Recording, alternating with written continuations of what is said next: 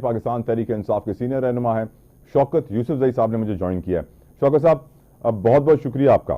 शौकत साहब, पहला सवाल जो आपसे पूछना चाहूंगा, आज शिबली फराज साहब ये कहते हैं फ्लोर ऑफ द हाउस पे, इमरान खान जब जेल से निकलना चाहें निकल सकते हैं, उनके लिए कोई मुश्किल नहीं है, लेकिन वो मुल्क छोड़ना नहीं चाहते, मुल्क में रहना चाहते हैं, नवाज शरीफ की तरह बाहर नहीं जाएंगे।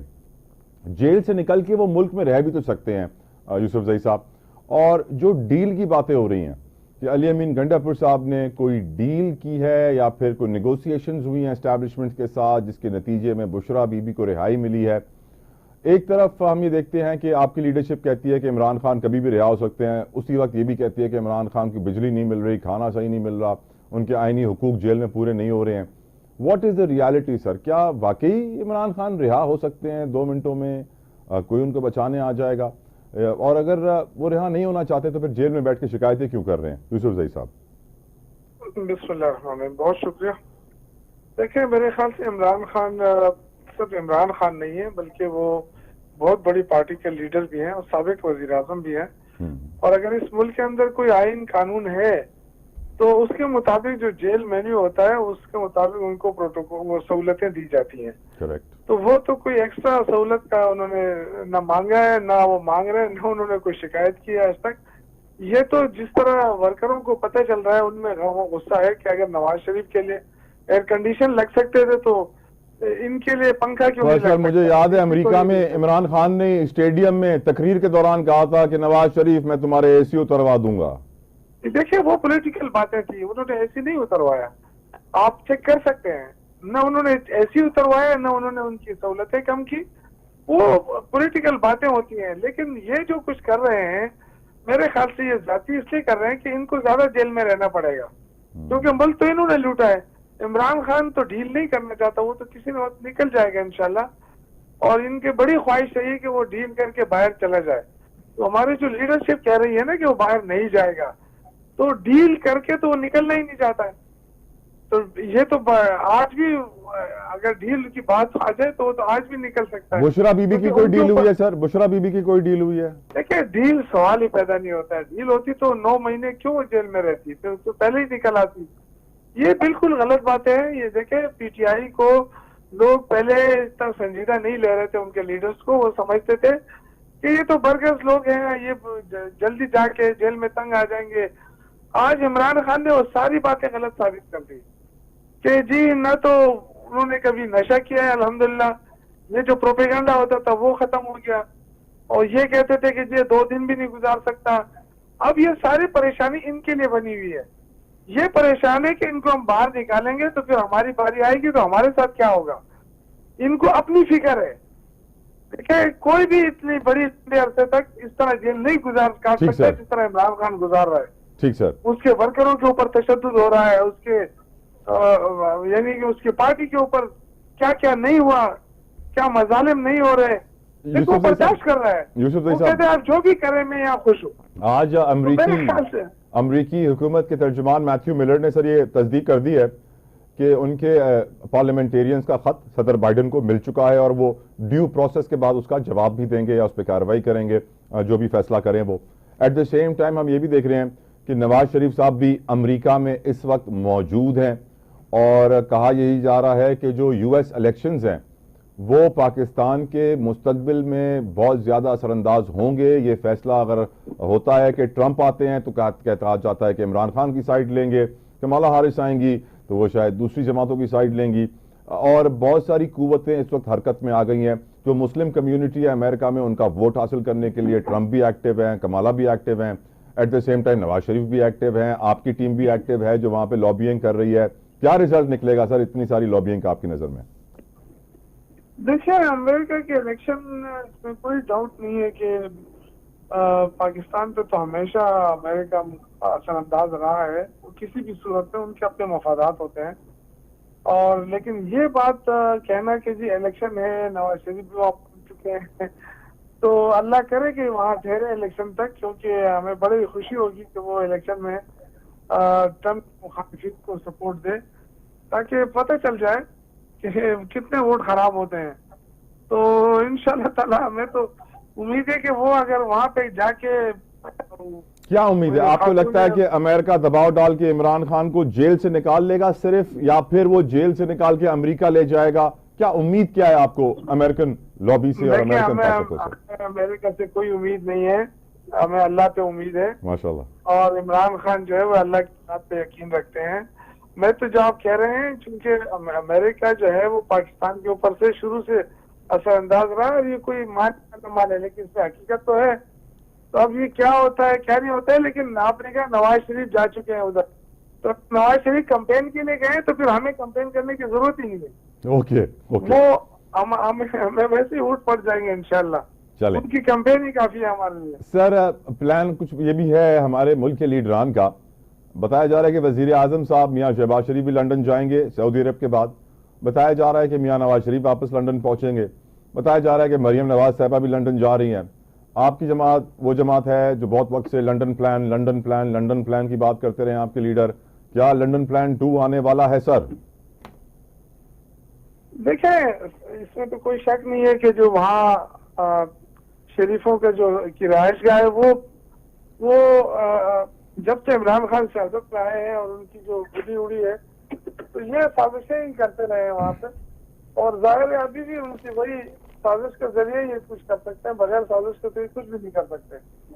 तो हम ये जो इनके जाने का मकसद क्या है, इनका तो घर ही वहीं पे है, ये तो छुट्टियां गुजारने यहाँ आते हैं और वो उन छुट्टियों में उनको मुनाफे भी मिल जाती हैं।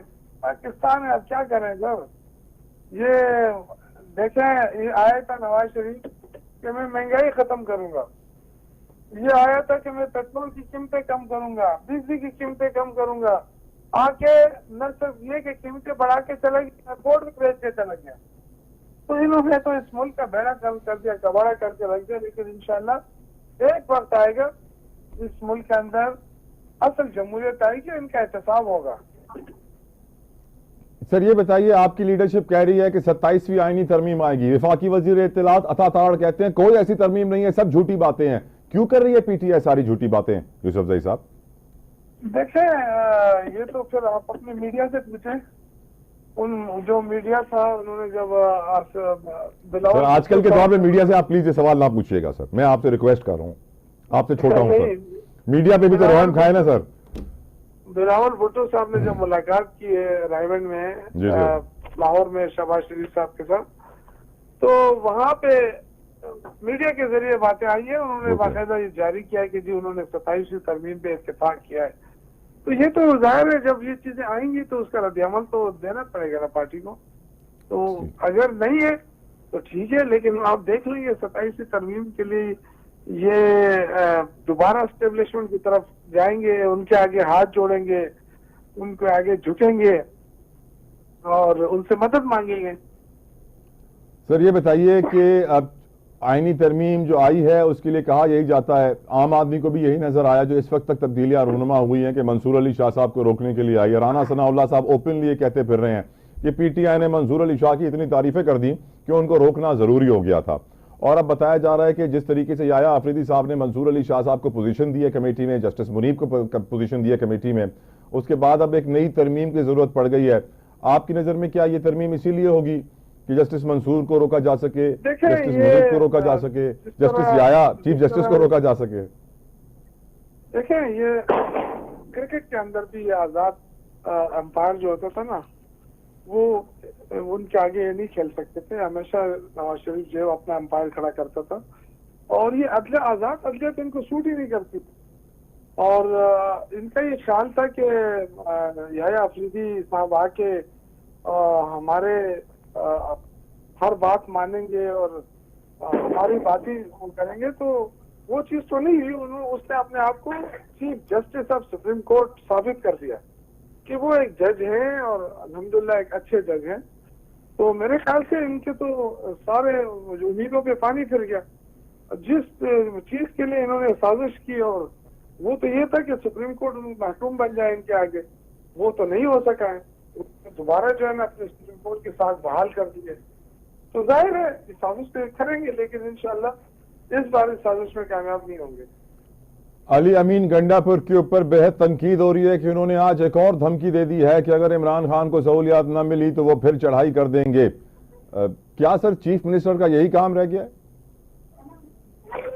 देखिए, चीफ मिनिस्टर जो है वो सिर्फ चीफ मिनिस्टर नहीं है, बल्कि वो एक पार्टी के एक अहम मेंबर भी हैं और सूबाई सदर हैं पार्टी के। और उनको ये इत्तला मिलती है कि जी धमकियां मिल रही हैं और इमरान खान के ऊपर जो बारक है उसमें बिजली बंद कर दी जाती है और खुराक उनको इस तरह नहीं दी जा रही, तो डेफिनेटली उनको गुस्सा तो आएगा।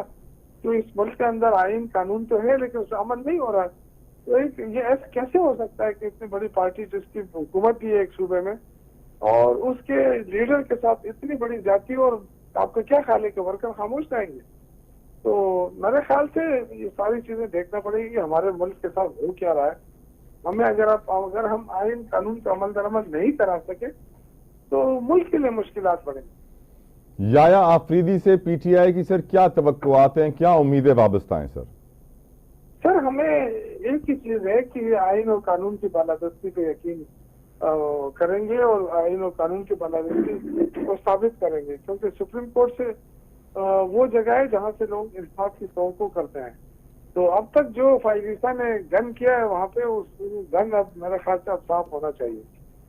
जजेस की तादाद बढ़ाने से क्या मुल्क में, सुप्रीम कोर्ट में जजेस की तादाद बढ़ाने की हुकूमत इरादा रखती है? बताया जा रहा है कि सर इस हफ्ते की एंड में बिल पेश कर दिया जाएगा, 17 से 23 कर दी जाएगी तादाद सुप्रीम कोर्ट के जजेस की। क्या आपको लगता है सर इससे फायदा होगा?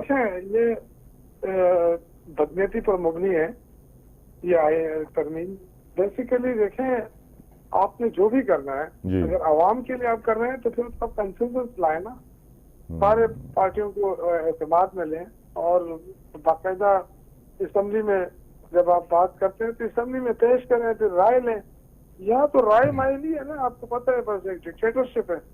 ये हमने करना है, तो ये अपने जजों को खपाने के लिए ये कर रहे हैं कि जी हमारे लॉयल जजेस आ जाएंगे और उसके लिए तरीकाकार भी ऐसा बना रहे हैं कि उनकी मर्जी के जजेस आ जाए। लेकिन मेरे ख्याल से जो भी इस मनसब पे पहुंचेगा सुप्रीम कोर्ट के हद तक, तो वो कम से कम उसके अंदर थोड़ा सी होगी कि वो आवाम और लोगों का भी ख्याल रखे और सुप्रीम कोर्ट के साथ का भी ख्याल रखे। सर अभी आज हमारे वजीर आजम सऊदी अरब में इन्वेस्टमेंट समिट अटेंड कर रहे हैं, वो उन्होंने आज एक तकरीर की यूसुफजई साहब, और मैं वो तकरीर सुन के थोड़ा सा परेशान हो गया, झटके में चला गया, हैरत में चला गया। सर वो फरमाते हैं unattainable dreams have come true. We have uplifted our communities. Pakistan envisions artificial intelligence in our economy, and we are inspired and we are moving forward. We have brought educational reforms through knowledge. We have improved our economy. मैं हैरान हो गया सारी बातें सुनकर sir कि क्या हमने ऐसा कोई काम किया है जो वजीर आजम साहब मियाँ शहबाज शरीफ साहब सऊदी अरब में तकरीर तो कर रहे हैं पर उसमें हकीकत तो मुझे बिल्कुल नजर नहीं आ रही। मैं बड़ा हैरान हुआ सर, कैसे एक मुल्क का लीडर सर ऐसी तकरीर कर सकता है? सर इसका हकीकत से कोई ताल्लुक पता नहीं होगा क्योंकि तकरीर अंग्रेजी में हुई है ना। तकरीर अंग्रेजी में, उनको खुद भी इसका नहीं पता होगा कि इसका माने क्या है। तो आप देखें कि हमारा जो उस वक्त जब उस वक्त कोरोना था, कोरोना के अंदर हमारा जो ग्रोथ रेट है वो 6 तक टच कर रहा था। और इन्होंने कहा कि जी मईशत तबाह हो रही है।